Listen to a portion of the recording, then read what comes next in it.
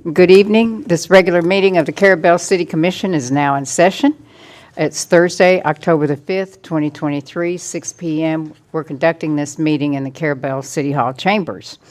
We'll open with a prayer by Commissioner Millender, and then I will lead the Pledge of Allegiance, and so please stand.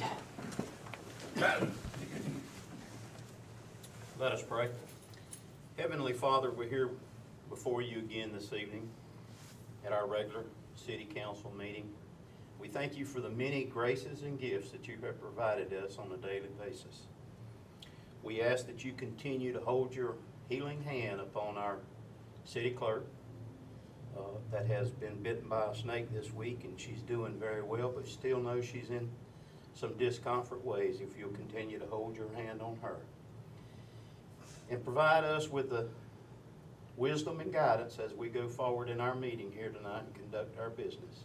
In Jesus' name we pray. Amen. Amen.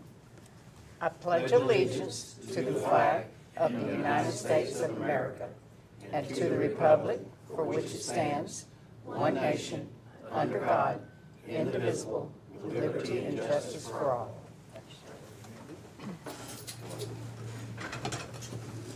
All right, first on our agenda is the consent agenda that has the September 7th, 2023 regular commission meeting minutes, and the September 14th first budget hearing, the September 25th second budget hearing, the September 25th special meeting, and the attorney's invoice for August. Did everyone have an opportunity to review these minutes and the attorney's invoice? Yes. Do we want to entertain a motion? I'll motion to approve. All right, do we have a second? I'll second. Okay, Ms. Courtney, that motion to approve the consent agenda is by Commissioner Brown, second by Commissioner Gray. Is there any further discussion? I beg your pardon? I said Gray. Yes. Any further discussion? No. Okay, and I'm glad that Keisha was able to get these minutes done, all these different minutes before her terrible mishap. So those in favor? Aye. Any opposed? That motion carries unanimously. This time is for our public comment. If anyone in the audience has an item that they would like to speak on that's not on our agenda tonight, an item regarding the city of Carrabelle, now is the time to come to the podium and introduce yourself and tell us what's on your mind. Any public comment? Okay. We can keep our speaking down to just a minimum. Okay, so there's no public comment. Commissioner Walden, do you have a report for us this evening? All right. Commissioner Brown? I have a couple things Okay. to report on. We have a lot going on this month in Carrabelle, this weekend in particular. Tomorrow's First Friday downtown from 5 to 8 p.m. Rio Carrabelle will be featuring art by our own Mr. Cal, and they'll also have live music. Businesses will be open late, serving light refreshments. And we also have a new Bohemian shop opening tomorrow in Mr. Cal's former gallery location on Avenue B. So try to come down and check it out. It's usually a lot of fun. Bayfest is this Saturday at St. James, and they'll be having the Tate's Hell 5K, a Tate look-alike contest, and several other kids' activities. So that should be a lot of fun. The American Legion is hosting Oktoberfest Saturday night from 5 to 8 p.m., and they're having beer, brats, vendors, and music. And then later on in the month, Crooked River Lighthouse is hosting a Halloween-themed full moon event on Saturday, October 28th from 6 to 8 p.m. They'll have a costume contest, performers, bonfire, hot dogs, and the lighthouse climb. I spoke to Captain Kim from Sea Quarters today, and she let me know that after 2 weeks of windy weather, Friday looks like a perfect fishing day. And hopefully Monday also, which is good because we have a long weekend. Also, grouper season will be closing early on October 19th. That's a bummer, but the rest of it should be good. And that's all for me. Okay, thank you very much. Commissioner Millender? No report. Commissioner Gray? No report. Okay. I have a brief report. I want to shout out and thank the city administrator for attending the legislative delegation meeting on October the 27th. She presented the city's fiscal year 24-25 legislative budget request for funding of stormwater repairs and surfacing Baywood Drive. She presented that request, although the application has been submitted. She personally submitted that request to State Senator Corey Simon and State Representative Jason Schoaf. This is a process that I have always done, but unfortunately, this board and Courtney was given a 24-hour notice for the delegation meeting, and I had eye surgery scheduled for that day. But thank you, Courtney, for representing the city and reinforcing our funding request, and thank you to any of the commissioners that were able to attend. I appreciate it. Might add, she did a very good job. Thank you. Thank you for that report. Okay, and then we'll go to the attorney's report. And I have none this morning. Okay, thank you, and then we'll, they had no report. Oh, yeah. So it was Commissioner Brown and myself. And then we'll go on to the city administrator's report, and she's also going to do the city clerk's report this evening, too. She's got double duty. Under my report, you all got your department reports. Do y'all have any questions? We are still waiting on the windows and the doors to be installed at the old water plant building. I know we keep saying this, but they keep saying next week. So we're still patiently waiting for that. The progress on the installation of the lift at the Justice Building, so everything, they've already started pouring the foundation and got the trees and everything cleared out back there, so that's moving along. The lift itself won't be here until November, but everything's still going. Our next city commission, or I'm sorry, jumped a paragraph here. We need to schedule a workshop for discussion regarding the potential future uses and disposition of the old school building and property. October's already filling up, but we can go into November if y'all have some dates that y'all would like to look at. I had mentioned to you the 6th and the 13th, and I looked at the 14th. It's still more eye surgery. For November? Yeah, and then Friday the 10th, you reminded me that the City Hall is closed for Veterans Day holiday, and then Thanksgiving as well.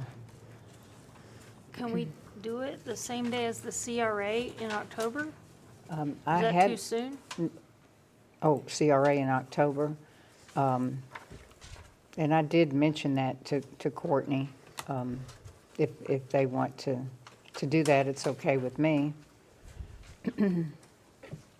I see everybody shaking their heads. Yeah, with, I can do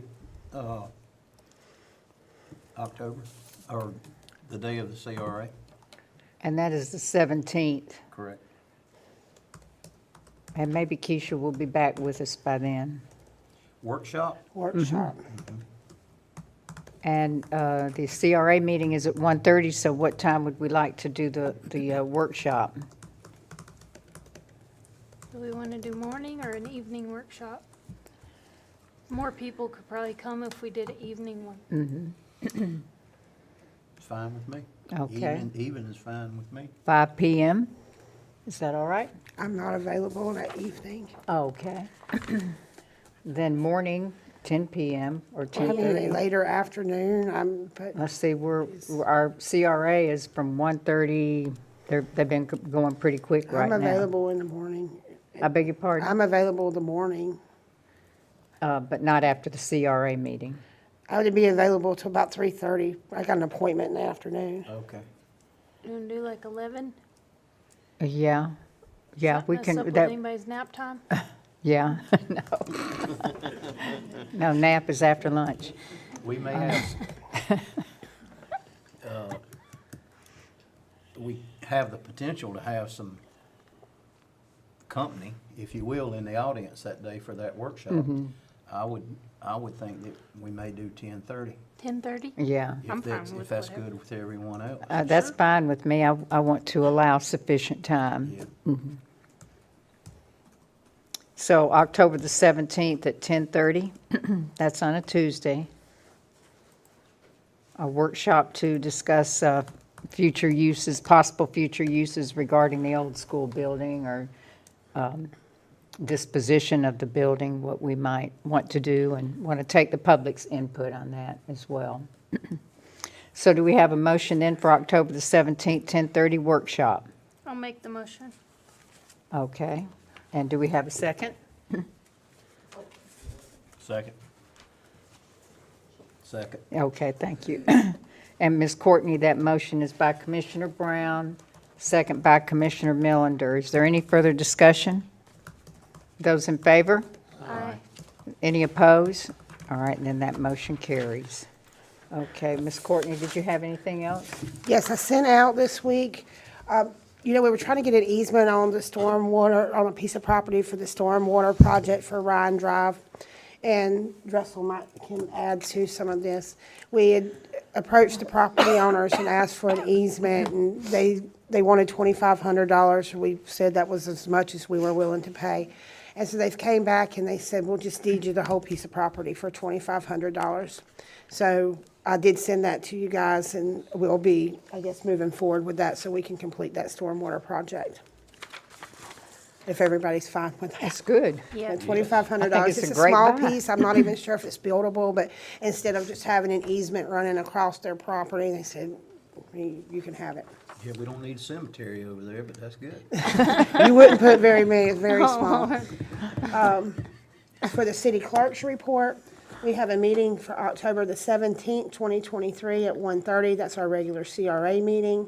We now have a meeting October 17th at 10:30 for a workshop for the disposition of the old City Hall property. We have October 19th, 2023 at 2 o'clock is a tentative planning and zoning meeting. We only have those if we have something on the agenda.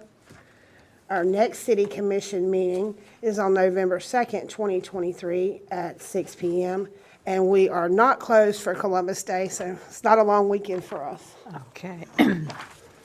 Okay, do we have questions or comments for our city administrator? Okay, well, I thank you very much for doing the job of two there. And we'll move to Innovia, Mr. Russell Large. All right, thank you. On our lighthouse project, change order was issued to the contractor. He's proceeding with that work for those additional units to be installed. And he is thinking that they can be complete with that in January 24. So that's good news. On the Marine Street project, we provided the updated flyer to the staff, and construction has begun on the boardwalk, and they'll be shifting to the sidewalk next. Okay, on the summer camp project, we're awaiting the grant results from the Resilient Florida program, and that is supposed to be in December of this year. We spoke about the Ryan Drive project. The golf cart crossings, Mr. Hartman provided a maintenance agreement form, which we forwarded to DOT for their final review and approval. So hopefully we'll get that approval from them in the next week or two. Lastly, the Lanark West sewer improvements. We've begun work for that sewer rehab project and coordinating with Fred Fox. Actually, that wasn't last. I wanted to mention the flagpoles.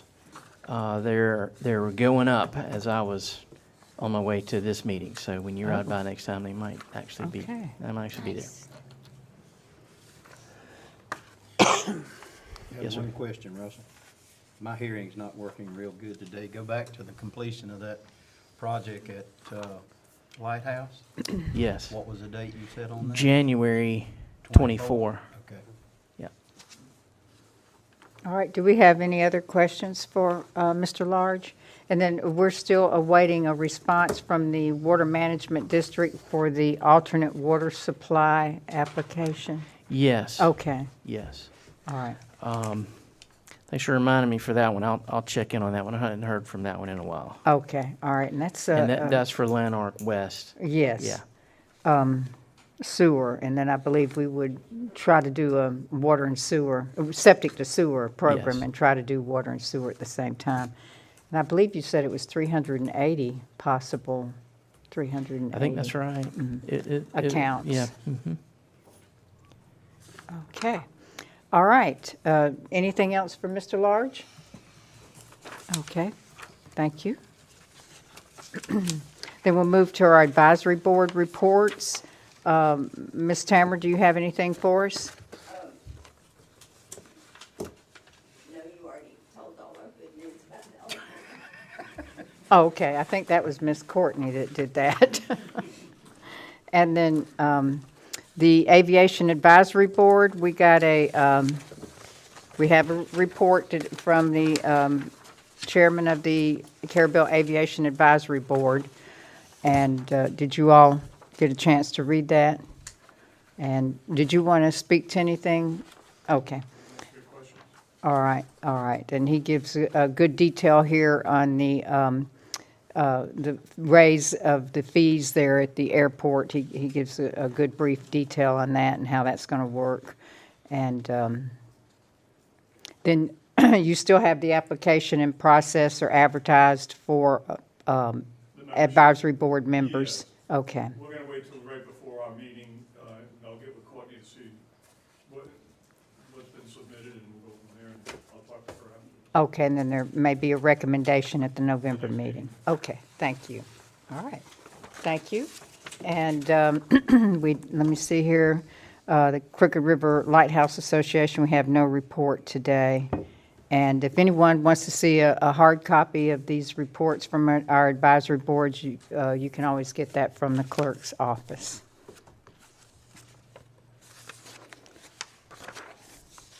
All right, it's time for our public hearing, and we have quite a few items. And so, Mr. Hartman, you're up. We'll go first with Resolution 13-2023, the statewide mutual aid agreement with the Florida Department of Emergency Management. Great.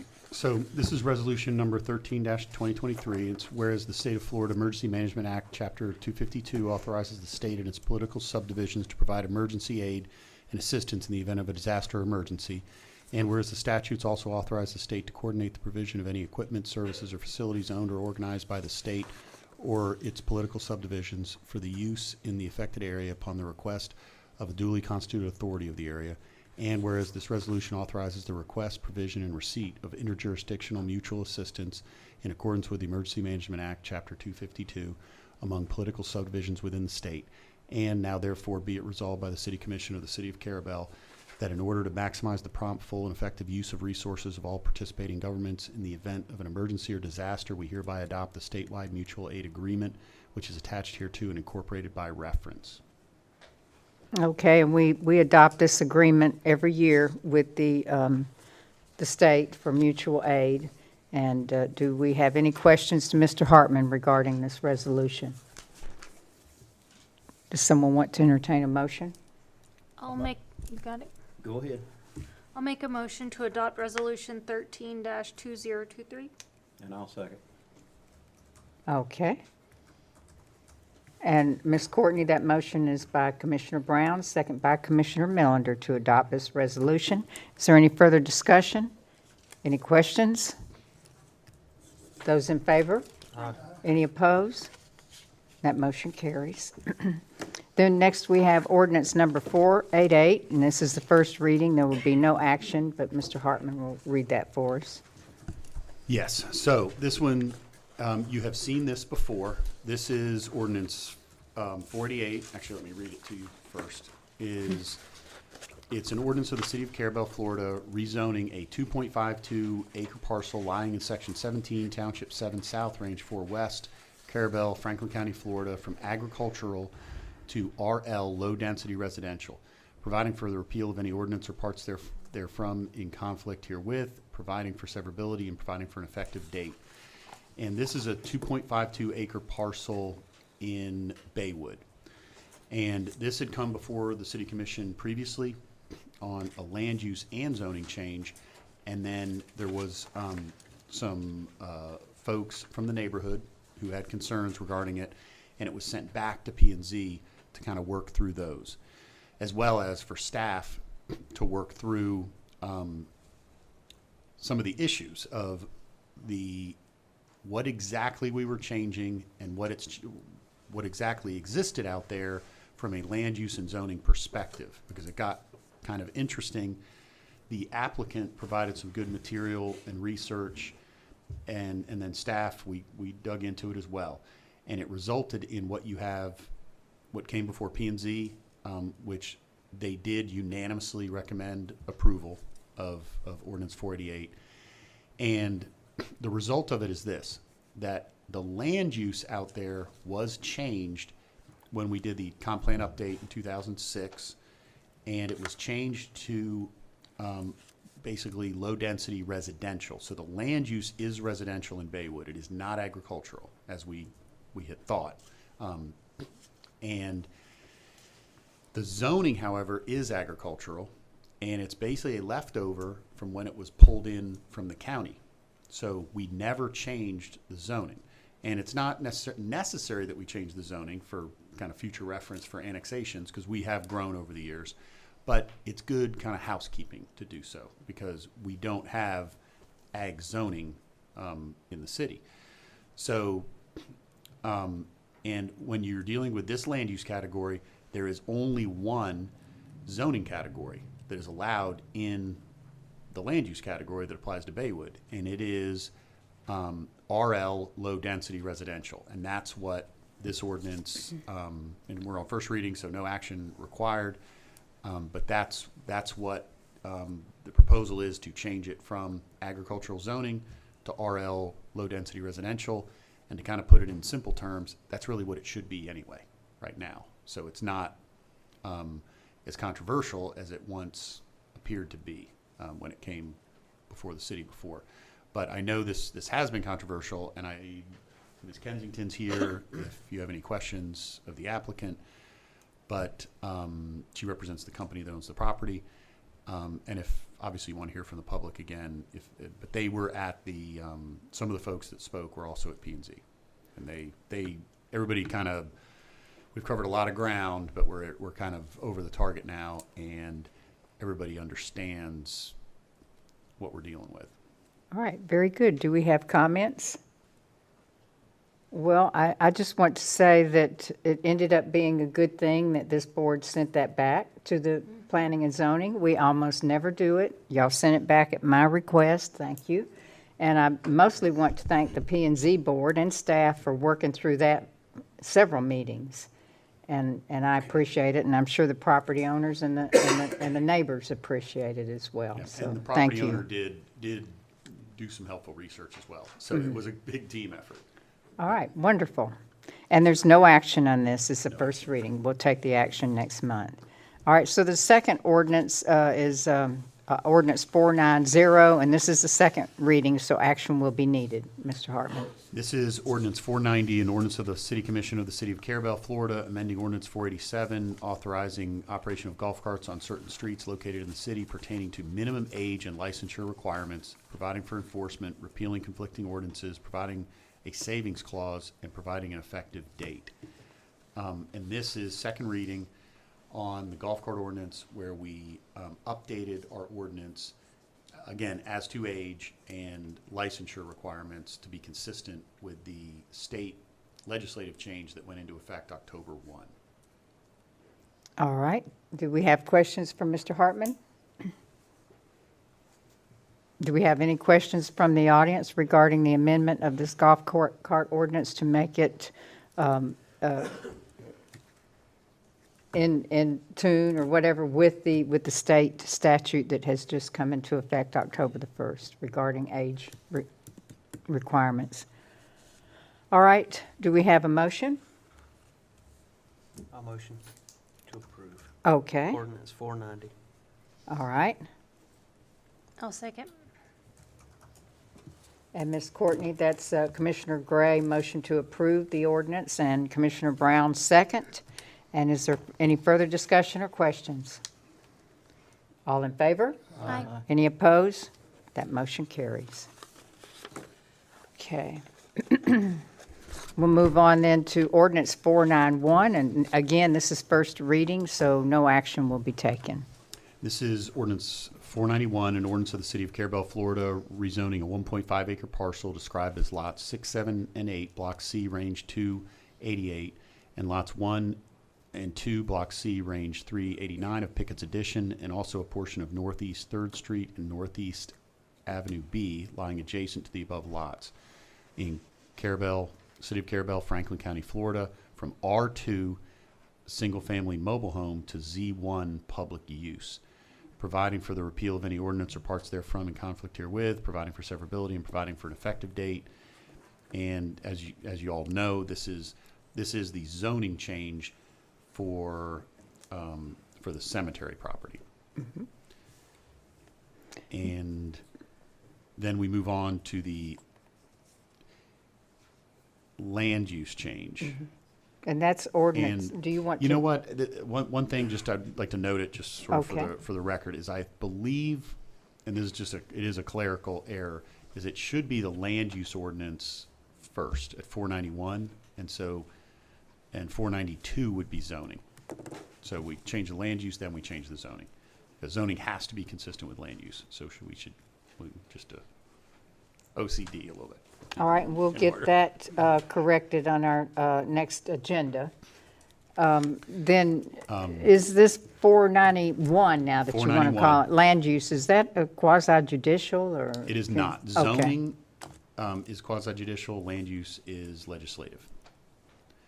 Okay, So, and again, first reading, so no action required. On 491, again, this is land use, an ordinance amending the City of Carrabelle's comprehensive plan to change the permitted land use of a 1.5 acre parcel described as lots 6, 7, and 8, Block C, Range 288, and lots 1 and 2, Block C, Range 389 of Pickett's Addition, and also a portion of Northeast 3rd Street and Northeast Avenue B lying adjacent to the above lots in Carrabelle, Franklin County, Florida, from residential to public use, providing for repeal of any ordinance or parts therefrom in conflict herewith, providing severability, and providing for an effective date. all right. Do we have questions regarding this zoning, rezoning, and then land use change? I just want to clarify something from the public that's been asked. When did the city send out the notices to the property owners? Do we know? I didn't send out the notices. That would be staff that We- did that. Staff is required to send out on both the land use and zoning change. So That hasn't happened? it's posted on the property. So as long as we follow the right, we will need to verify that we have followed the notice requirements, right? Okay. For It is a posted zoning on and the land use property. change. So we don't have to send out letters like other properties may need to the adjacent property owners, or how does that work? Let me check, but we need to follow the same procedures any private party would. Okay, So He should we deal will. with that, so I know. Yep. gotcha. Sorry. But I know that it is posted on the property. So it has a When, sign on it. when you find out, would you mind emailing us? Because we're And it's getting typically, questioned about it a it lot. may be simply, and I believe, just again, I don't want to steal Keisha's thunder. She makes it easy because I just say, Keisha, I give her the Yeah. ordinance, she handles the, but I've done this enough times, I should know, it's advertising is the bigger thing. So it'll be, for certain, these should be advertised in the paper the appropriate days before, as it's set forth in 163 and 286, they would be advertised. I'm not sure that individual, like, certified mailers go I don't out. think they do. Yeah, I think the advertisement and the notice on the property is sufficient. that's Okay. what's And that's required. I what, will double check with her, but I believe that. and that was my question then. The appropriate advertising in the newspaper happened as it was Right. supposed to? And still, will there be another advertisement for next There month? will. Okay, There will. There has to be an advertisement of first and second reading. okay. And that's happening, There's only one advertisement, as long as. Well, we you can do it in notice- one, but it has to advertise If you're both doing an readings. ordinance, your first meeting has to be advertised 10 days in advance, and your second meeting has to be advertised 7 days in advance, but you can put them all on one advertisement. Gotcha. As long as it went out and the advertisement said that the meetings are gonna be October and November, then that was sufficient, so it might not be advertised again. okay. Gotcha. That's right. I mean, no, right. There has to be an advertisement for both dates, but it can be a combined advertisement. So, no problem. And the sign has been out there for quite a while on the property, the yellow sign. All right, any other questions? There's no action here. We'll take action on these next month. Okay, and so we don't have a quasi judicial hearing this evening, and there's no new business this evening. So we will move forward. And Mr. Thurman has been notified to go ahead and do the actual plan of the plots. He's ready to go, he's just waiting on the clearing. Okay.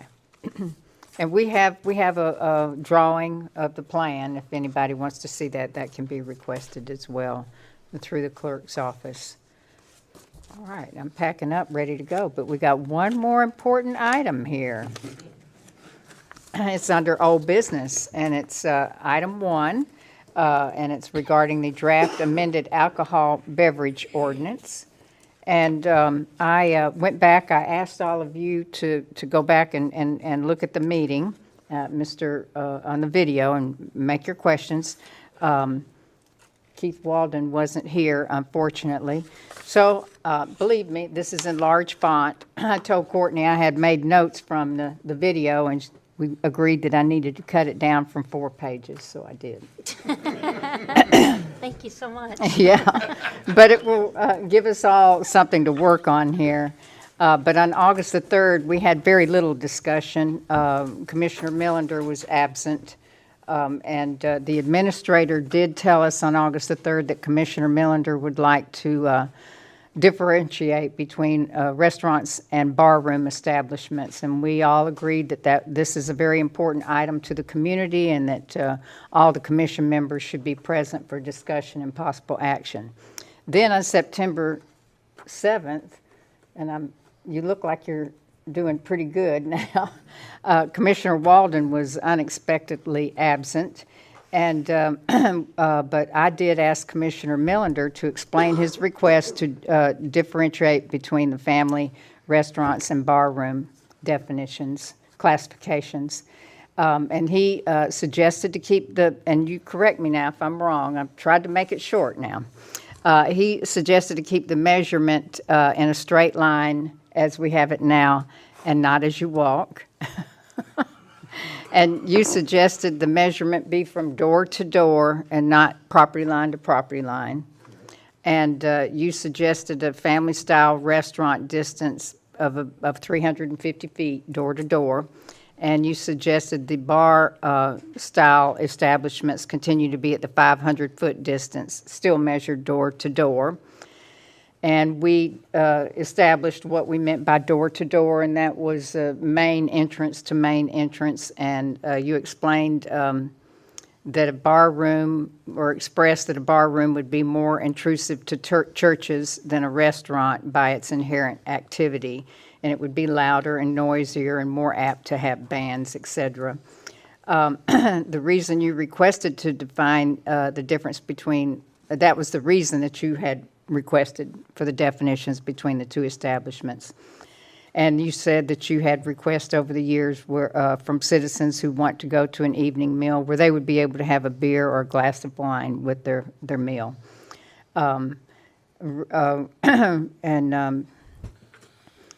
You said that the board should be able to create policy with public input that would help define the difference between the two establishments. And I agreed with you wholeheartedly, and I concurred to distinguish the difference between a family restaurant and a bar. And I believed, and still do, that the differences in policies can be distinguished in an ordinance and outlined. I concurred. My request also from the public have been for a place to eat and to be able to have a beer and wine with their meal. No one has requested of me another location for a tavern-style establishment, a bar room establishment over the years. And I did say that in the past, the majority of the public would not consider anything less than 500 feet, but now we've had this, will be the third time on the agenda, and I have not received any calls of opposition to our discussions regarding a potential amendment. Mr. Gray said the reason he brought the request to amend the current ordinance was because the community was also asking him for a place to eat and have a glass of beer or a glass of wine. And you asked if the city had sold out of on-site liquor consumption licenses, and the clerk explained that a restaurant, bar with an on-site consumption needs a license for on-site consumption. But she explained that there are currently no available licenses for a package store to sell alcohol to be carried off-site. The city attorney explained the package store licenses in Franklin County are all allocated at this time, and that we could not get another Harry's Package or Club 98 package store style store in Carrabelle. He explained there are definitions in the statute regarding a public food establishment and a standalone bar. At that time, we had a motion to table until October the 5th meeting when Commissioner Walden can be present. And then we had discussion, and Ms. Danielle Robinson spoke at the podium, and she wants her customers and family to be able to sit down and relax, her customers with their family. She wants her food sales to be way more than her alcohol sales, but that alcohol sales can impact her business financially. She does not want to sell wine, but wants to serve some Korean-style drinks that are typically served with Korean meals. She believes the community needs diversity in food and drink offerings, and said this would increase business for her and increase profits for the city. Commissioner Millender said he was a strong supporter of the churches, and he felt the 350 feet for family restaurants and 500 for bar rooms is a good avenue for compromise and still respect the churches. Ms. Chase Chisholm then spoke at the podium, and she said she believed what Mr. Millender described was a great idea. That we need to find a compromise, and she does not want a whole bunch of bars either in downtown Carrabelle. She respects the churches and feels that we must give churches the respect they deserve. The city attorney asked the commission if we would like a redraft of the ordinance to reflect our discussion, including the shift to making a distinction between restaurants and bars. He said that a draft ordinance could streamline the discussion, but the commissioners agreed that they were not ready for a redraft. Commissioner Gray said he had grown to agree with the measurement being door to door rather than a straight line as you walk, and he would like to see the distinction between a bar and a restaurant. Commissioner Millender asked the attorney to provide us statute definitions between a bar and a restaurant, which he did. And Commissioner Brown asked if different types of alcohol licenses from the state specify a bar or restaurant, and if that would make it easier for distinguishing. The attorney could try to link back to types of licenses held, but they are similar. He read the statute of definitions of the public food service and a bar, but the commission is trying to avoid a restaurant that does not turn into a bar at night. The attorney explained the city would not code enforce the different types of licenses, that is a state enforcement issue. The city attorney advised that the city must be careful not to get into liquor licensing business, but the city can regulate things like the location and hours of operation. Keisha said the establishment owners must meet the criteria of the ordinance, and then the owner must get approval from the state, and then the owner must get approval from the city commission.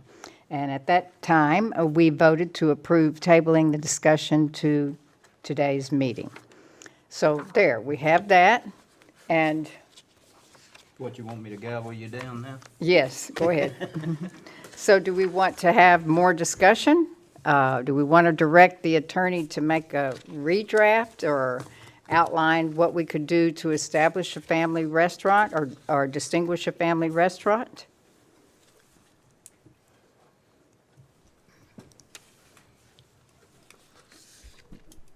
I have some thoughts. Go You ahead. have comments? Go ahead. I would like to see a draft that would separate the restaurants and the bars and how we could, make that legal. And if we want to do shorter hours for restaurants and then the normal bar hours for they're already open their hours and that's all the bars we're going to get. And I agree with the 350 and the 500 door to door as well.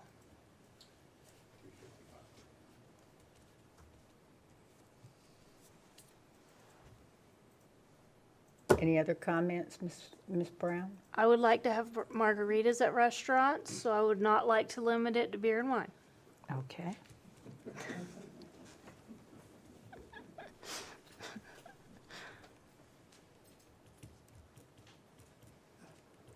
All right. Any other comments? That's all. Okay. Comments, sir? Wondering, are we ready for a redraft? Well, I have some comments. I do too. Okay. All right, I'll come back to you. Okay, No, I was letting Bill. No, it's your turn. okay. Want to comment for me?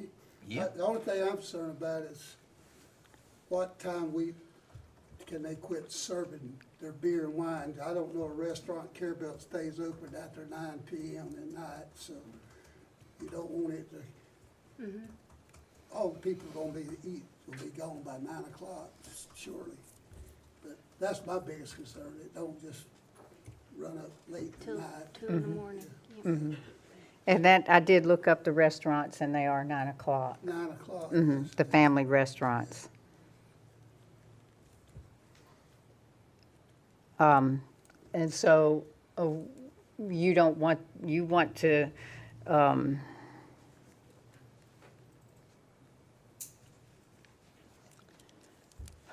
just trying to clarify your question. Well, they turn it- Yeah, I think a way, because I think what that ties into not wanting restaurants to turn into bars, right? So you're done eating food and then you carry on, because I've been in the restaurant business, it's attempting to stay open to just attract and work with a bar crowd. So we can, and I'll verify all this, but we can, location, hours of operation, that sort of thing. We could attach I'm going to call it last call for restaurants type thing. So a restaurant must stop serving at 10 p.m., something like that. Someone comes in at 8:59, the worst type of customer, right? They come in at 8:59, are you closed? No. They order, and you still are in there serving them, and they're eating at 9:30, right? Even though you lock the door, but they don't seem to care, and they're still eating. So, but that's a suggestion, but you pick the time, I write it up. Okay. All right. That would keep the restaurants from becoming bars, right? That's a good All right. idea from Commissioner Walden. And we could have hours of operation, like we discussed. Well, the truth is, the restaurant could stay, it'd be weird, right? I mean, the restaurant probably could stay open later, 11 or 12 at night, it just couldn't serve alcohol past that time. Well, okay. And I know we always get into all the hypotheticals, it gets messy, but that's, because if we, go ahead, I don't know. When we define restaurants, that's probably my thing that I'm wrestling with in my mind right now, is defining restaurants. Times, 10 o'clock, 11 o'clock, 12 o'clock, if it's still a true restaurant. There's no likelihood of being loud and out of order and so forth and so on. But in defining a restaurant and defining a bar,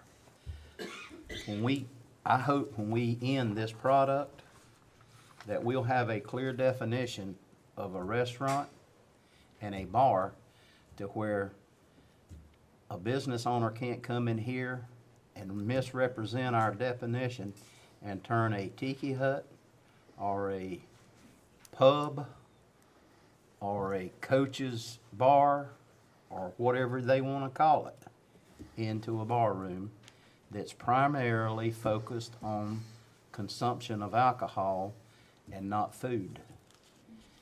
Food, I'm looking at the restaurant, food is the primary purpose of a restaurant.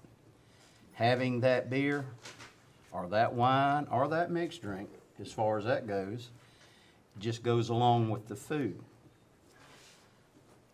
An establishment that's gonna serve alcohol, whatever that alcohol may be, and gonna serve wings and pizza and things of that nature, a sports bar, what have you, that's still a bar. Because its primary focus is drinking. And the likelihood of it getting loud and use the word obnoxious or whatever that's gonna interfere, that has the potential to interfere with church and church activities, that's what I would like to see us, our end product to be, in that 350 feet. Agreed. Bar, we still got the 500 feet. And one other thing I wanted to point out on the door-to-door Yes, sir. that I didn't quite understand, and maybe I missed it, is our measurement's gonna be straight line measurement and not by the way you walk. Right. Yeah, okay. Okay. But anyway, that's what I'm wrestling with in my mind, is making sure our definitions on our end product come out to be to where people can't misrepresent a pub or whatever it may be, a tiki hut or whatever the establishment they want to call it, that I'm gonna serve food. I'm gonna serve a pizza, I'm gonna serve wings, I'm gonna serve sandwiches. That's still probably a bar if 90% of it's for drinking. Okay? And I understand Yep. and I concur. Yep. This is something that I wanted to do back when we were dealing with this in 2012 or something, but folks just wouldn't accept anything under 500 feet at that time.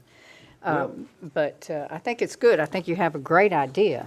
And I'll go on to say, Mayor, that actually I've had a few comments about it. I don't know that people have actually the whole public knows what we're discussing and talking about right now, but I have had some comments and I've not had any pushback on this proposal if we can keep the restaurant and the bar definition clear. Because we, in reality, will not be changing a blooming thing on a bar. We're still That's gonna stay correct. at 500 feet and the way the crow flies. So we're actually not changing a thing on that. We're just adding the 350 feet to where the restaurants that people keep saying they want an alcoholic beverage with their meal, that will be handled. Okay, I'll make a couple of, are you ready to comment? Nope, no, I was Okay. agreeing. And I just wanted to say that I am, as you said, I'm a strong supporter of the churches and the 350 feet for family restaurants. If we can really get this outlined, I think it's a good compromise. And I don't see anything wrong with sitting down and having a glass of wine or beer with your meal if the business owner wants to offer that and if someone would like to come in and enjoy that with their meal. Now, I'm going to say a couple of things here, and it's because many of you don't know, I was raised in the restaurant business. My dad had General Jackson's Dixie Fried Chicken, Tony's Pizza, and then Hog Wild. The first two were in Georgia and Alabama. And he's a First Baptist. He was a First Baptist. I was raised in the First Baptist Church. He went to church every Sunday and Wednesday. He had true family-style restaurants. They closed at 9 o'clock at night. He would not consider any kind of bar-style seating. No high-top seating, no countertop seating, no outdoor seating, no amplified music, no indoor music, and it was a true family-style restaurant. And then you brought up one thing that we didn't have back when we were all young. It's TVs in restaurants that turn into a sports bar. So those are things that we can consider. We know we want to have 50, or is required to have 51% food sales. Is that correct? By the license. Hours of operation. We know if they want to have alcohol, like a margarita, they have to have 120 seats. to have a margarita. So that may stop, some of these locations from being able to offer margaritas or any other type of a drink like that, an alcoholic drink. Hours of operation, and you're concerned that they're not coming in at 9 o'clock and getting 4 or 5, a pitcher or two of beer, and then 2 hours later. Okay. Then do we, you could outline what type of seating is in the restaurant if you wanted to. You could say no outdoor seating. Do you want outdoor seating? I mean, how much room is there for outdoor seating in some of these locations that are 350 feet from the churches? Do you want to allow music? Do you want the music to be amplified? Do you want the music, if you allow music, do you want to allow it outside? Do you want to allow it inside? So, and TVs, do you want to allow TVs? I don't want to put that many stipulations on someone's business. Okay. If they So, have an outdoor space hold on and just a they want to minute. do We're outdoor discussing. seating, I think Now, go ahead, I'm sorry. if they have, there's not, like you said, there's not many places with space. But if they Right. have it, I would like to see it utilized. Okay. I mean, Okay, I'm just bringing up all the different items that you can, That are if you really want to possibilities. make a family restaurant, now you can make a family restaurant, and my dad knows how. So, if so Mr. Gray, do you have anything to say yet? No, ma'am. Nothing yet? Okay. All right, Mr. Hartman, oh, you want to come forward? Yes. Ms. Danielle? Well, I was just gonna, because you were saying TVs, like my menus are, I've got 2 menus on a TV like that. So if you use the terminology TV, I mean, I'm out the door like that because Okay. my menus are carried on them. Now, we don't watch sports, I can assure you Taste Korean Bubble Waffle Factory will not be turning into no sports bar. But yeah, I mean, so if you were gonna be that specific, we probably need to make sure that it says, you can't be, I don't know, but however you want to word it. But like, I mean, I've got 4 televisions in the restaurant. Bubble Waffle has its main menu, and then it has the small specials menu. And in Taste of Korea, same thing. My menu's on a large screen TV, and then the smaller TV, runs a cycle of my specials. So That's a good yeah. idea. So just Okay. to let you know, like if you use the word television, then it's like you just knocked out my menus. So, Well, when we do that, I give you $20 for them oh too. my goodness.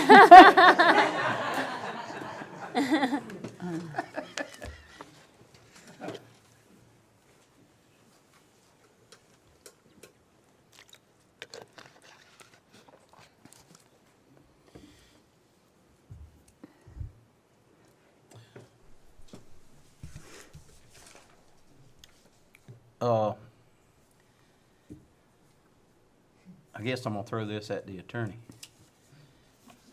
Bars. Standalone bars.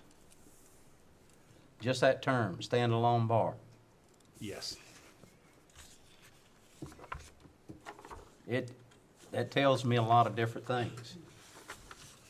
And what I mean by that is that goes back to what I was saying about the consumption of certain foods. Wings, whatever it may be, pizzas, sandwiches. When it says standalone bar, I assume that's not a food place, that's a bar. Now, I don't know that I want that at this point that I'm interested in addressing those issues, because just take for example, the bar that's on Marine Street. They meet the 500-foot distance. I really don't care. It's great that they serve wings and serve pizzas and sandwiches or whatever, but there's still a bar room. And again, I'm focusing on the amount of consumption of the alcohol, whatever that alcohol may be, and the potential for bar activities versus restaurant activities, disturbance issues, loud music, out of control, that kind of thing. I'm not saying that bars have that all the time, but when you have a place or an establishment or a gathering where the focus is primarily alcoholic consumption, there's a good likelihood of that. And usually when you have that kind of drinking, you have bands and you have loud music and you have everything that goes with it. But anyway, I'm talking to myself really in my mind, and I'm really going right back to the definition of restaurants when I'm talking about, when I made the statement that when we put together a draft, as far as I'm concerned, I don't know about the rest of the board, I'm listening to them, is to make sure that we can have a distinctive definition to define the difference between those issues with a bar, sports bar, tiki hut, etc., and a restaurant. And I'll leave that alone because I could just keep right on going with it. I agree. Let me suggest this. Let me describe how I will redraft this, and then you all correct me on anything or say, oh, that's fine, or add to it type thing. You want me to? Well, I heard some suggestions, or I had heard some discussion on that end of the table about times. Yeah, I'll run through that, meaning I'll adopt basically everything. I mean, no one has spoken against anything anybody else has kind of suggested. 9 So- PM, no later than the other restaurants that are open, 9 PM. But I tell you, I have concern about outdoor seating Okay. close to the churches and allowing alcohol drinks even at 8, 9 PM. And if they come in and come outdoors and sit down and order a pitcher of beer, last call at 8:59 or 9 PM. And I'm just really, I have concern about that. For the bars or for the For the restaurants? restaurants. For the restaurants, yeah. Well, I agree with you. And again, that's where my mind is, I've got tunnel vision in the fact that I don't want that restaurant to turn into a place where the primary function that evening is drinking.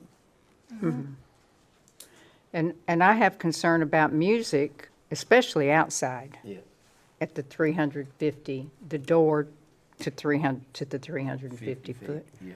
Or, well, now, they go from 350 to 500. Yeah. So to the 500 foot, from door to 350, nothing can happen. And we do have a noise ordinance. Right. So Yeah. that'll keep a lid on, Well, Well, I that was- noise ordinance if we is enforce it. pretty good. I mean, was developed for Fathoms, and Harry's came in and developed a commercial district noise ordinance, and what the decibels should be up until midnight, and then midnight until 2 PM.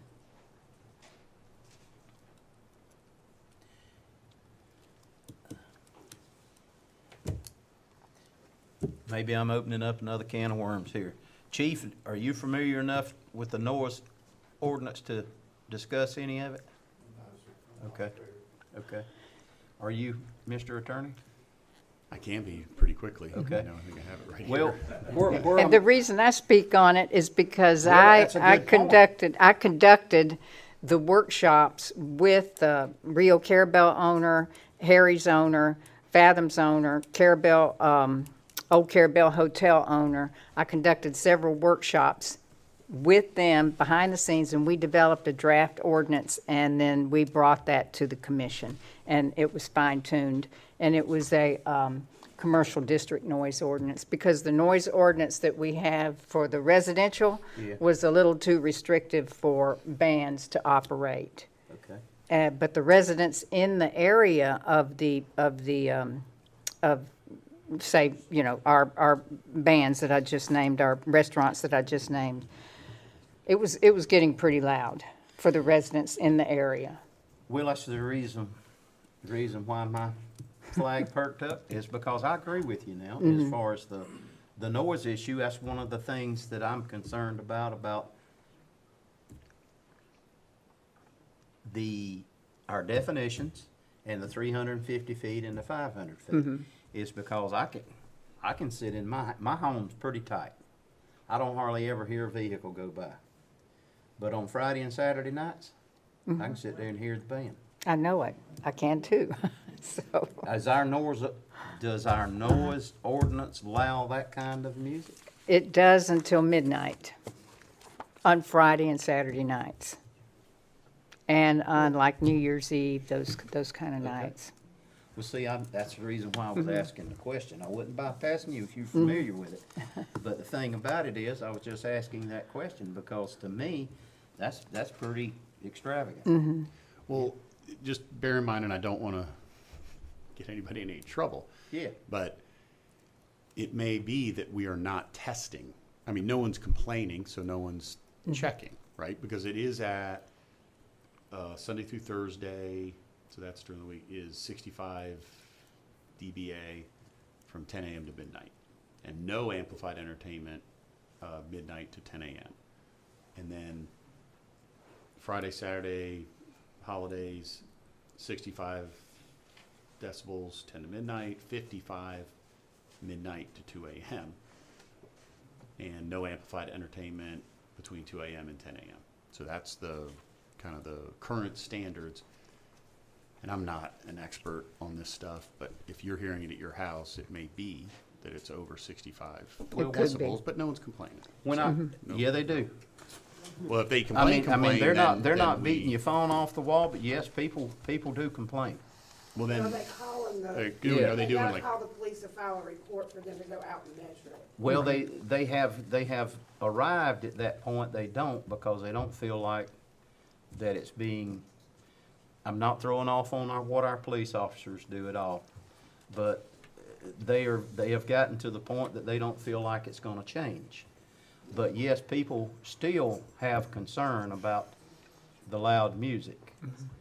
They do. I hear it. I mean, not aggressively, but yes, I do hear it. And I'm sure some of the rest of you do as well. But you know, we're getting off of track here now, and we're getting off onto something else.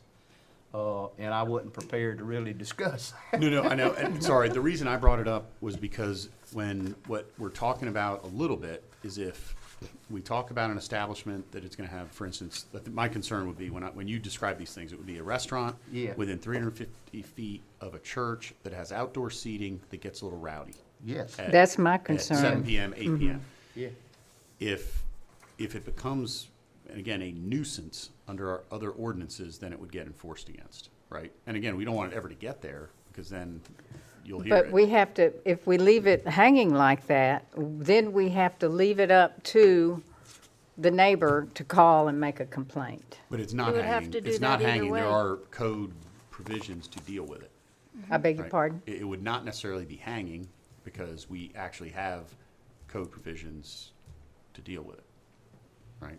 I mean, we have all our nuisance provisions, we have the noise ordinance provisions, we have ways to deal with that, even if we don't want to necessarily double the regulation in the alcohol ordinance. I mean, we're talking about what we don't want to have happen. But now that commercial sure. district noise ordinance was for, in the commercial district, establishments that are 500 feet from the churches. Does it say What that? were, yes, it's because we only had, Right. at that time, establishments that served alcohol and bands and such 500 feet from the churches. But now we're considering moving that alcohol consumption closer, 150 feet closer. For restaurants, but with outdoor, and your concerns with outdoor seating at those restaurants within 350 feet, which I do understand. Between 350 and 500 feet. Yeah.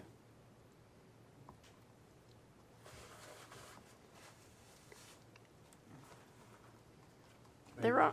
I mean, I guess I've lived through a lot of this since '04, I think, is you have different concerns, right? One concern would be that people get intoxicated and rowdy. The other is simply, and I remember this from some of our past meetings, the people drinking alcohol, like the consumption of alcohol, just visually that people on a Wednesday night going into church see people drinking outside as they're going to church. And again, if that for our community is I mean, it was 15 years ago, it was seen as something that we did not want. But at the same time, obviously the reason this keeps coming up is because we're thinking of worst case scenarios, which we have to plan for and guard against, but also, I don't want to say they're rare because I don't go out that much anymore, but they're relatively rare. I mean, what we're talking about is restaurants where people are going to sit down, they're going to have beers. They're not there to cause a ruckus. Is it going to offend the sensibilities of people simply seeing it? Obviously, loud noise, fights, throwing beer cans on people's yards, of course that's offensive, right? We all know that is. But we have ordinances to prevent that. I mean, littering, noise, we have ways to enforce that. I think, well, I know one of the reasons that people were so against it back in 2012 was that one nearby church had alcohol anonymous meetings, and they didn't want to have open-air drinking establishments, you know, right across the street or nearby. That's I understandable. can see a lot of church activities that could happen and does happen at a church. Doesn't mean every night or every evening or every Saturday or Wednesday night church, Sunday night church, and Sunday morning church. You think that's not the only activities at a church. There's lots of other activities at a church that you want a church environment. I could name a bunch of them, but maybe, and I do understand what the mayor's saying, and I'm thinking hard on it, but yet and still, I guess maybe my perception of defining these restaurants was going to really limit the possibility of that happening within the 350 feet. And now, if I'm listening to the attorney right, we have other ordinances to handle any of the unusual circumstances that may occur. Am I listening to what you're saying? Yes, I think if people started a brawl, we have ordinances against that. If people started littering, we have ordinances against that. If people get loud, we have ordinances against that. So that does not need to be, like, we're guarding against that now. Meaning someone could have a house party right next to a church where they spill out onto the front yard and are wrestling and throwing beer cans around. The police would be all over that, right? And they would have laws on the books to enforce against that. So that And we have one officer per shift. they'd have to call in reinforcements. But no, we have laws on the books to deal with it. So we don't, it's good to think these things through, but when we talk about definitions, I provided you with the two. If anybody wants to tell me, and like we talked about with standalone, just call it bar, not even call it standalone, is when it talks about the food there, it just says, look, the primary purpose of this place is to drink intoxicating beverages. Food is incidental, right? And I think we're all in agreement there. That's what we're talking about. Food is not the main purpose of a bar, and we're not gonna, it's gonna be our judgment when we look at whether it's 350 or 500. You all will, if someone's trying to slip one by us, we'll catch them, right? I mean, that's our job would be to determine exactly what kind of establishment they're running. And their state licensure, even though we don't have any part in that, the state licensure would indicate that to a large extent. Because think of what I think Commissioner Gray brought up, but if Harry's, they have a bar license, period. You know, consumption on site. They don't have to sell food if they didn't want to. They just do it like this. But restaurants, they're all going to have what used to be called the SRX license, 51% food and all that. And we can't regulate it, but we can ask, right? We can, when they come in to get permission and say, the one we're worried about is a restaurant masquerading, a bar masquerading as a restaurant. They come in and say, hey, we're a restaurant. They come in and they have a full liquor license, then we do need to look at it very, very closely, because food could become incidental and they could be a full-on bar. But if they have just a simple, again, SRX license, 51% food, then I think we kind of legally would have to take them at face value and say, okay, until you prove different, you're a restaurant. And we would treat them as such. And they could be within 350 feet and all this. But if they turned into something else, I mean, it would be, I'm not saying it would be easy, but we could say, hey, you're in violation of our ordinance. You are a bar. And we could get into a little wrestling match with them. But we still have then the alcohol ordinance to try and move them out to 500 feet. I mean, they would be, if I was the owner, I would think twice before I tried to, pull that, because we could shut them down. Yeah. You would hope so, and that they would think twice, and I agree with you, it would be a big deterrent to invest a lot of money into a place that you calling a restaurant, and your intentions the whole time was a bar, and someone was to come in and close you down. And that happens with anybody that wants to skirt the law. And if they do something, if I buy a piece of property and I come in and get a permit to build a home, and I put something that's totally against the rule on it, then that's on me. I violated the rule. Yep. And this is It where may be obviously costly to me, that's right. you can't fix the 150 feet that you're off by. You just, it would be a big deterrent, I would think. Well, I will say, if this board, the majority wants to allow outdoor seating, we need to really consider whether or not outdoor music would be allowed. Do we have outdoor seating and this definition? I don't think outdoor seating is Okay. in this definition, but we know a lot of our restaurants, I guess, do have, well, Fathoms has outdoor seating. Yes, Miss She Danielle? does. So, yeah, I mean, I don't have outdoor music all the time, but on First Fridays for 3 hours, I just have like one guy come out with a guitar and plays, while everybody's open late. So, Okay.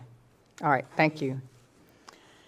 I think we need to keep, I appreciate you being here so much. I wish some of the others had been here, but we need to kind of remember we're working for the whole of the community, and I don't know if it's good to identify one or two special establishments. I think we need to keep in mind the whole of the community. Well, my mind is focused on everyone, not on one. Yeah. I haven't chose one yet, so my mind's focused on everyone, not on one. My thoughts are most of the places that would be a restaurant don't even have the opportunity for outdoor seating. But if they do, like the Seafood Shack has no indoor seating, they only have outdoor seating. But if they wanted to start serving beer, They might want to. yeah. But Fathoms is a restaurant. And Fathoms has open-air seating, and they have loud bands, and they drink, and this commission did approve the liquor pour license for them, but they qualified for it with the 120 seats. But that is a restaurant. And they have bands and dancing there till 2 a.m. some nights. Well, we already know that there's no more liquor license, so basically we need to establish these rules for restaurants because that's the majority of what we're No, gonna there get. are liquor please, Courtney, There are explain liquor that. Liquor licenses are available. You can get a license to serve liquor. It's through this 51%. Oh, I mean, for a bar. You cannot get another license for a bar. Right, that's what I'm talking about. For a bar? A package store. It's a package Right, store. right. This is what we State talked about issues a before. liquor license. Right, I don't remember the number, but let's say there's 8 for Franklin County, or it's not a big number. And that's where you have the standalone Harry's, Club 98. There's a number of them in the county, but those are standalone bars. And they have a specific type of license, a quota license, there's only a certain number based on population.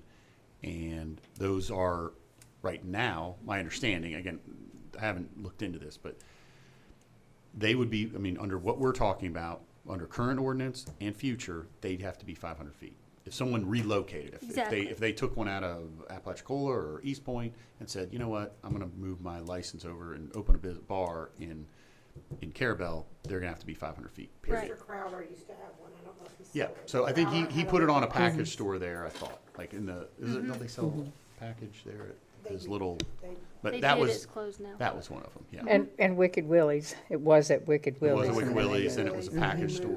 But we need to make sure that that is outlined in the ordinance that. But honestly, we don't, because that's already covered. Like under But then we existing have, we code. have places like the one I just named, I don't want to keep finger pointing, that is a restaurant, but it's open till 2 a.m. serving liquor. Fathoms isn't open till 2 in the morning. It can be open till 2 a.m. if they want to, yes, they can.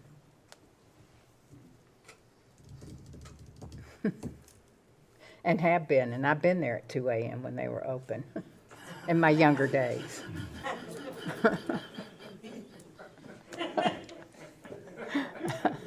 And that's a good point, actually, we're talking all this through is, we're talking about cutting off, alcohol service at 9 p.m.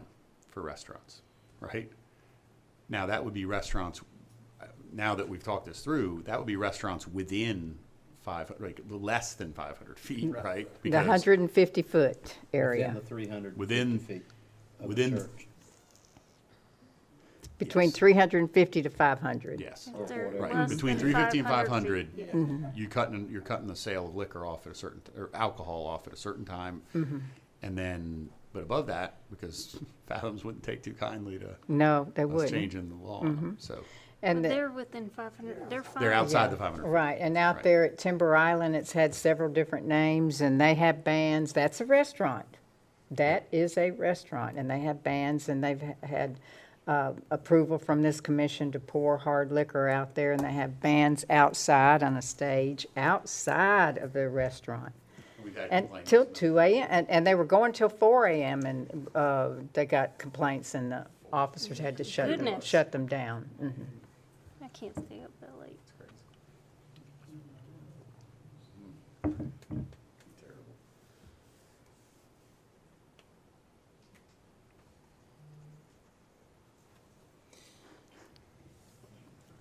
So, With those, go ahead, Bill. I was thinking, it sounds like it's right if we're gonna put a stipulation on the restaurants between the 350 and 500 foot have to quit selling at 9.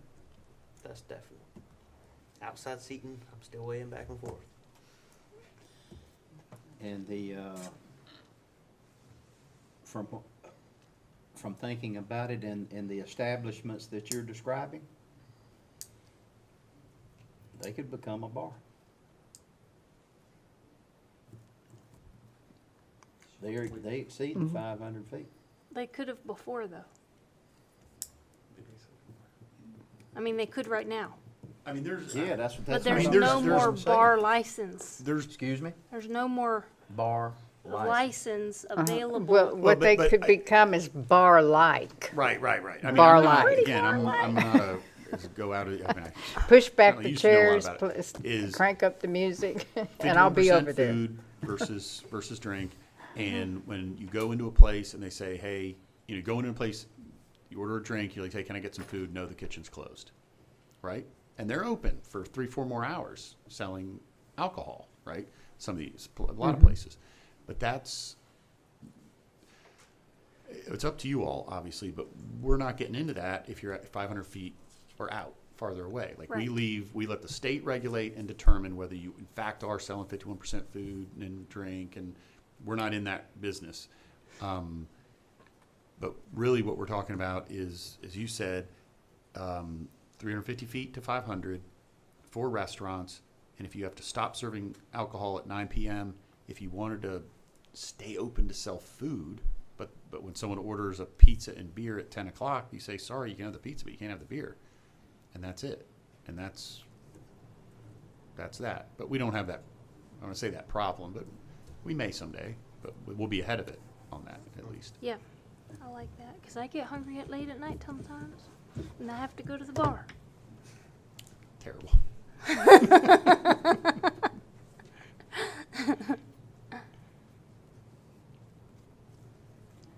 So where are we at?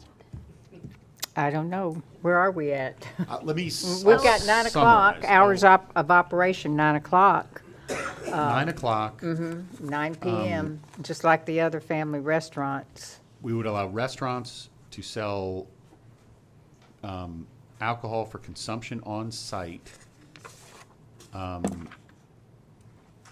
if they're 350 feet or farther from, between, actually, maybe I do need to put the bracket in there because I don't want to, Yeah. 350 to 500 feet. They have to stop serving at 9 p.m. The measurement is main entrance door to main entrance door in a straight line as a crow flies. That would be the measurement. It will include a definition of restaurant and a definition of bar. And they would be similar, or they'll be identical at first. I'm going to get you a draft, but I'm going to base them on the statutory definitions. So you can look at those and we can change them if we need to, but I'm going to base it on those and bring it back to you as a draft, and you see how it kind of fits together and if it accomplishes what we're trying to accomplish. Okay, let me ask them once again about music. I feel like if it's in the commercial district, we already, like our attorney said, we have ordinances in place to cover loud noises. And so we don't need to, I don't feel like we need to include it in this. It's, unless you want to change the ordinance. Well, and actually, this is an alcohol ordinance, right? It's not a noise ordinance. Exactly. It's not a entertainment ordinance, that sort of thing. We That's a you know, whole and I keep nother- saying like location, hours, and we're sticking to that. So we probably should stick to that, location and hours, right? Those are things we can regulate. I can look into if we can. I mean, I think I'll look at the noise ordinance again, but there is, prohibitions on amplified music versus, acoustic, things like that. But really it's, are you too loud or not is the bottom line. And our noise ordinance does deal with that. So, It deals with are you too loud? establishments that are 500 feet away. And it took us a few months It's to develop commercial. that. It's commercial. It could be. It's for the it could whole be, district. Well, yeah. It doesn't. I mean, it could be a family restaurant, right? No alcohol, no nothing, but they have a band playing. But for when some- we developed that, we knew at that time no places with amplified music, and they were bars mostly, would be any closer than 500 feet at that time when that was developed. And it took a couple of months to develop it. We had Fathoms, when their band would start up, they would play. Eric had a decibel meter. Chief Huntings came out off duty and measured, and they went, and we did too. We went all over the area inside the 500 feet to see what the decibels were and how it sounded. And the owner of the old Carrabelle Hotel also participated and would listen to see how bad it could be heard inside the hotel rooms and that thing. We put it to the test, and that's what we came up with. Do we need to have a meeting about changing the noise ordinance? I don't know. I wouldn't want to put all these extra things into the alcohol ordinance that don't have anything to do That's with the true. alcohol. That's true. But we could go in and amend the noise ordinance to say establishments within this footage and change the requirements. On the commercial district noise ordinance. So I've got the ordinance put up on my phone. Okay, So pretty much the way it currently is, it's, you measure from the property line of the person who's filing the complaint. yes, And it looks like from Sunday through Thursday, it's 65 decibels during the hours of 10 a.m. to midnight. And that's no amplified entertainment. It is allowed between the hours of midnight and 10 a.m. And then on Friday and Saturday nights and certain holidays, it's the same thing, 65 from 10 a.m. to midnight and 55 from the hours of midnight to 10 a.m. and that's measured from the property line, closest property line of the person who's complaining. And so that's why you can hear it, because you can still hear it, But but it's it wouldn't low. be, Yeah, I yeah, wasn't wouldn't be complaining, I was that. using an example. Right, and There's other people in this town say the same thing. They're not complaining, but they get. you can yeah, hear it, yeah. but it's not that loud, Yeah. really as loud as it is if you're sitting there, right in front of the band. It can only be 65 decibels where, I'm do you need to listening go to my ear doctor? I know it, yeah. Okay.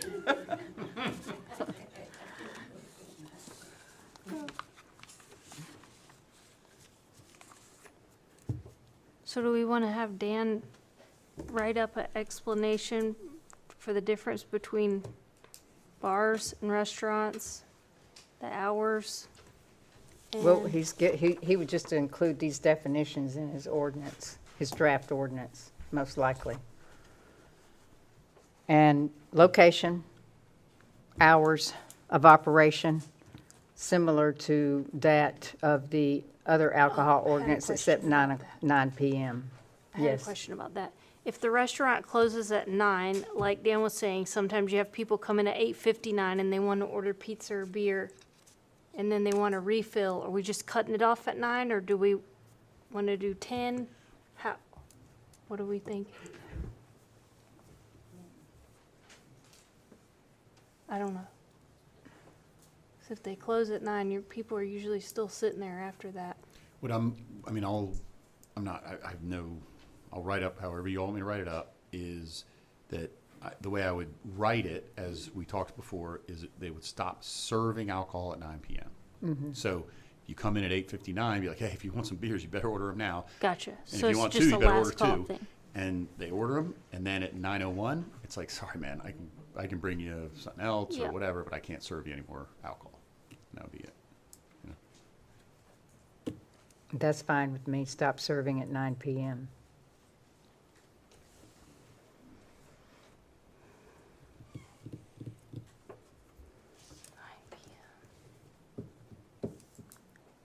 The fisherman's wife sells beer and wine. I think the junction I does already too. thought about Yeah, that. and the does. junction sells, They got I've- grandfathered in. they they just offer have beer beer. and wine, but they're grandfathered in. Right. And they're not open late. No, they're not open late. Close at 2 p.m. But I can take a crack at drafting something, and then you all take another look at it. Perfect. Tell me where I went wrong. Get it right.